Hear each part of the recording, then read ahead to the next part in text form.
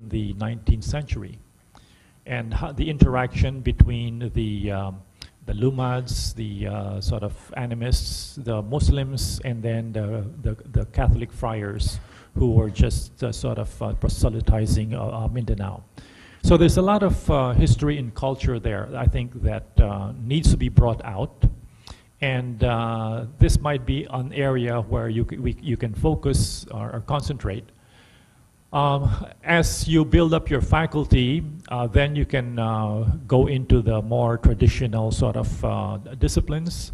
And well, I'd like to mention that you have, I think, a budding marine science section there in Mindanao with Ruth Gamboa and Tingnan Nyola. And we are more than happy to collaborate with them and help them along. But I think your best sort of path initially is to go into areas that are not covered by the other campuses and strive for scholarship and productivity in these areas. And then as those are sort of established and well-funded, branch out into one or two other disciplines. I think that's all that I can suggest at this point. Thank you, sir. Now we'll move back to our Luzon campuses. We'll take a question from UP Los Baños. This is Dr. Carol Santillana from UP Los Baños. If we dream of excellence, we should be admitting excellent students, but this would mean admitting lesser number of students. This could be a dilemma in terms of economic reasons for the university. How can we balance this together with hiring excellent faculty?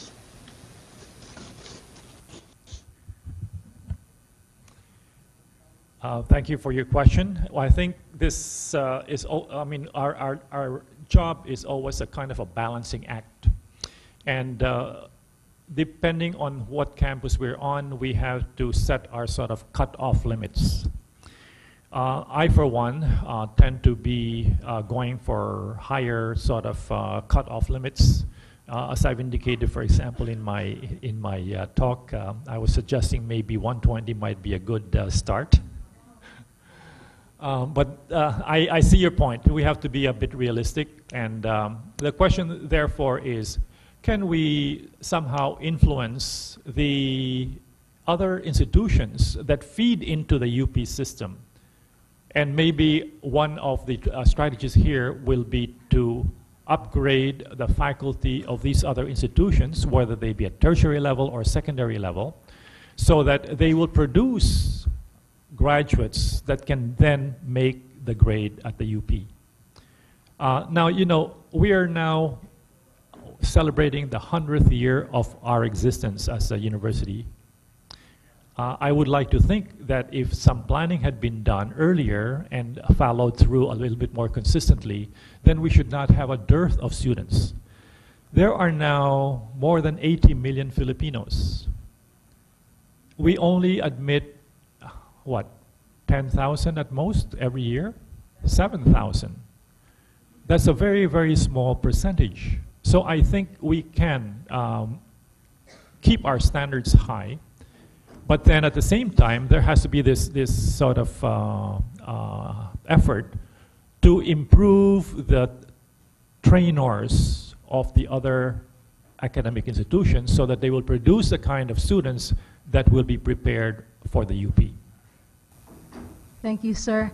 Now we move up to UP Baguio for the next question. Professor Subido, please come in. Thank you very much.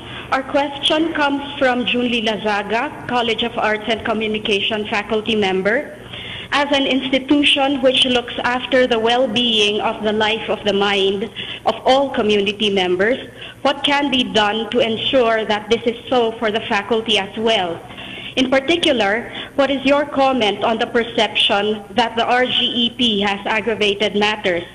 The faculty seem to be frustrated that the program has been unable to ensure that students have the necessary basic language, research, and reading skills. Thank you. Thank you very much.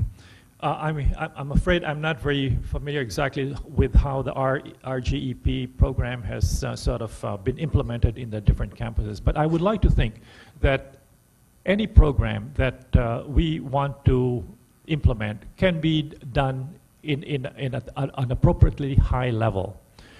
Now, sometimes you have what you might call the teething sort of problems.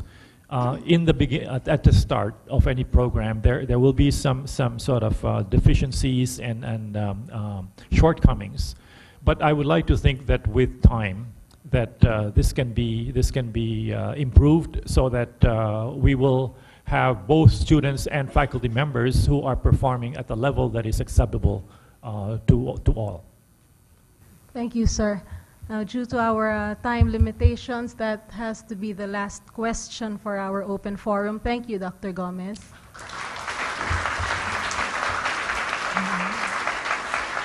At this point, may I request President Emerlinda Roman for the awarding of the certificate to our Centennial Lecturer for this afternoon.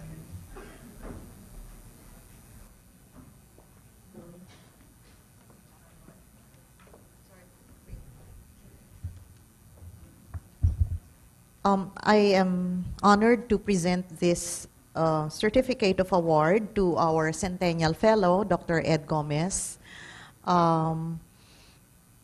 This is for you. And I'd like to thank you for a very thought-provoking lecture. I would like to inform the group here that this is the 8th of 29 lectures, so we have about 21 more lectures to go. But let me tell you that all 8 lectures have been very well received. And we've been getting very good positive feedback on the lectures, and we are improving as we go along, because during the first few lectures we had difficulty communicating with the other campuses. But now you have seen for yourself that communication is now clear, and we hope to see you in the other lectures that we will have in the next months or so. I don't think we're going to have a lecture in April because that's the break, but we will have one in May and then henceforth from until December. So please take advantage of the opportunity to hear our intellectuals as well as experts and other distinguished individuals. It's worth attending, I must tell you, and I'd like to congratulate our organizing committee headed by Vice President Guevara for the all the arrangements. And of course, I'd like to thank Dr. Gomez. By the way, it's almost the end of the semester, and yet you are all here. Thank you for coming.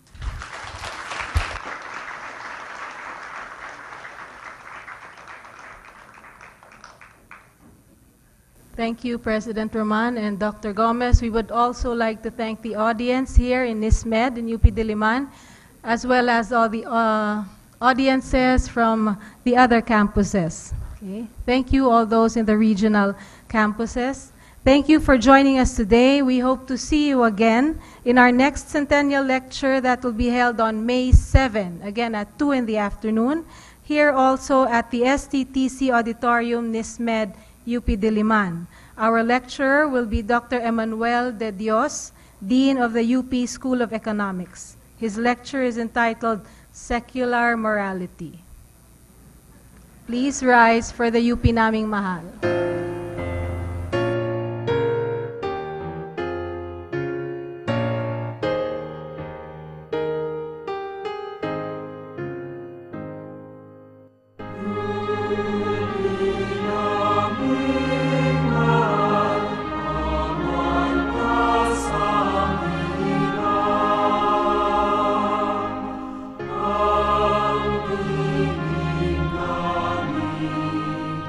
Sana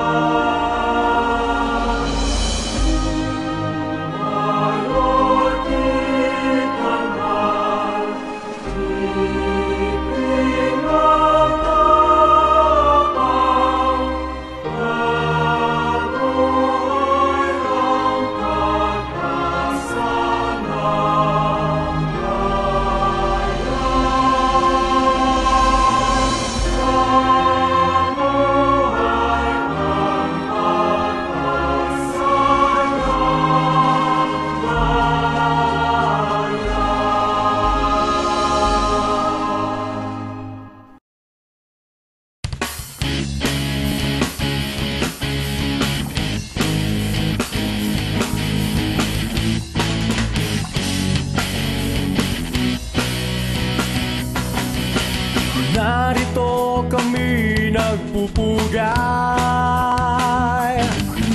sa universidad ng aming buhay.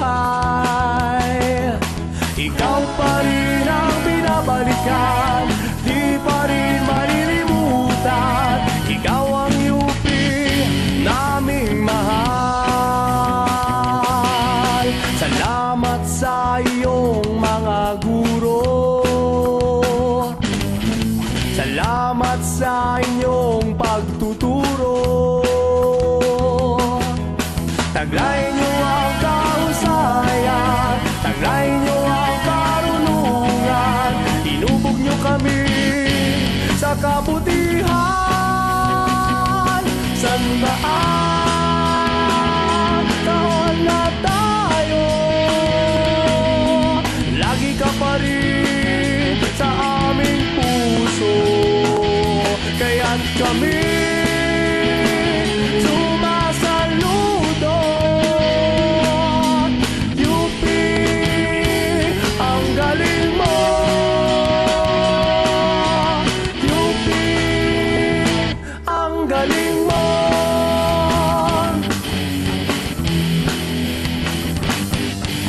Wala nang iba pang maihahambing sa talino mo at angking galing. Daanin man sa siyensya, high-tech man o kahit ano pa, ikaw UP ang nangunguna. Sa inyong mga dugo ang kasaysayan, dumaloy sa pagunlad ng ating bayan.